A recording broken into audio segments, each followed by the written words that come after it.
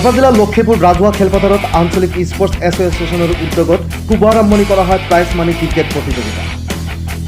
পুৱা খেল উদ্বোধন উপলক্ষে খেলপথাৰত পতাকা উত্তোলন কৰে স্থানীয় বিধায়ক আব্দুৰ ৰছিদ মণ্ডল আৰু সমিতিৰ সভাপতি মনজিত ৰাভা।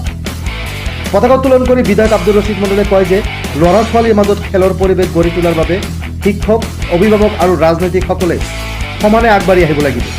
খেল ধেমালিৰ মাজত ধৰ্ম আৰু ৰাজনীতি আনাটো ভুল। ই সমাজৰ মাজত বিৰূপ প্ৰতিক্ৰিয়া সৃষ্টি কৰে। দুখ প্ৰকাশ কৰি বিধায়ক মণ্ডলে লগতে কয় যে বাস্তৱত ইয়াত সেয়াই দেখা গৈছে।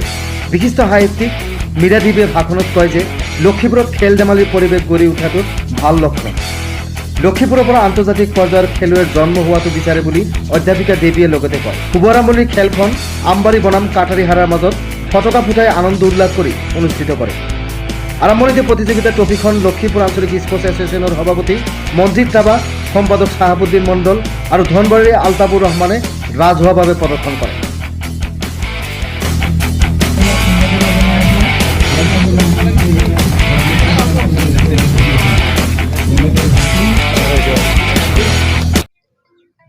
সমষ্টিত যথেষ্ট সংখ্যক প্ৰতিভাৱান খেলুৱৈ আছে।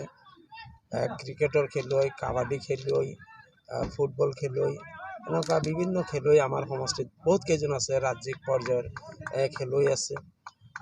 গতিকে এই খেলুৱৈবিলাকৰ মাজত প্ৰতিযোগিতা আৰু অনুসন্ধান এই দুটা চলাই ৰখাৰ কাৰণে লক্ষীপুৰ, ৰাখালডুবি, আমবাৰী, খৰমুজা, বৰ্ধামাল, দ্বাৰকা আদি অঞ্চলত স্থানীয় যিবিলাক ক্লাব আছে, সংগঠন আছে, তেওঁলোকে বিভিন্ন ধৰণৰ প্ৰতিযোগিতাৰ আয়োজন কৰে।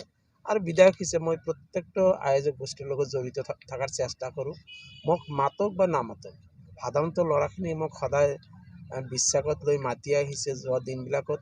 আজিও ইয়াত দেখাই পাইছে যে গোৱালপাৰা ডিষ্ট্ৰিক্ট স্পৰ্টছ এছ'চিয়েশ্যনৰ অধীনস্থ লক্ষীপুৰ আঞ্চলিক স্পৰ্টছ এছ'চিয়েশ্যন, ইয়াৰ সভাপতি মনজিত ৰাভা। ৰাজনৈতিকভাৱে তেখেত বিজেপি কৰে, ৰাজনৈতিকভাৱে মই কংগ্ৰেছ কৰোঁ। কিন্তু আমি নাগৰিক, দায়িত্বশীল নাগৰিক।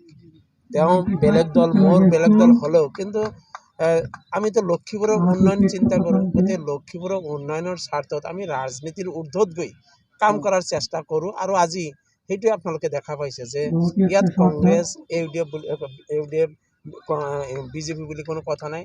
আমি লক্ষীপুৰৰ গোৱালপাৰা পশ্চিম সমষ্টিৰ স্বাৰ্থত যিবিলাক উমৈহতীয়া কাম আছে, তাত আমি ৰাজনৈতিক বাতাবৰণ আমি ক'ৰবাত দলিয়াই পেলাই দিওঁ। অৱশ্যে একাংশ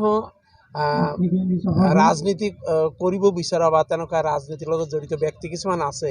তেওঁলোকে প্ৰত্যেকটো কাম ৰাজনৈতিক দৃষ্টিভংগীৰে কৰিব খোজে আৰু তেনেকুৱা সংগঠন বা তেনেকুৱা ব্যক্তিৰ পৰা আমি সদায় আঁতৰি থাকোঁ। আৰু ৰাইজকো সদায় সকলো কামতে ৰাজনীতি কৰি ফুৰা মানুহক এভইড কৰাই ভাল। য'ত নেকি সমাজ আগত, ৰাজনীতি আমাক লাগিব, ৰাজনীতিটো পিছত। কাৰণ সমাজ নোহোৱাকৈ ৰাজনীতি কাক লৈ কৰিব? সমাজখনত ভাগ কৰাটো ৰাজনীতিৰ কাম হ'ব নোৱাৰে। গতিকে সমাজখনত একগোট কৰোৱাটো ৰাজনীতিক নেতাসকলৰ কাম। গতিকে আমি ইয়াত বিভিন্ন দলৰ, বিভিন্ন ধৰ্মৰ, বিভিন্ন জাতি জনগোষ্ঠীৰ মানুহক একেলগ কৰি আমি এনেকুৱা অনুষ্ঠান আয়োজন কৰোঁ বা আয়োজন কৰিছে। তাত বিধায়ক হিচাপে মই সদায় সহযোগিতা আগবঢ়াই আহিছোঁ। আজিও সেই সহযোগ দিছোঁ, তেওঁলোক আমন্ত্ৰণ কৰি আনিছে। News desk report, 3F news Assam.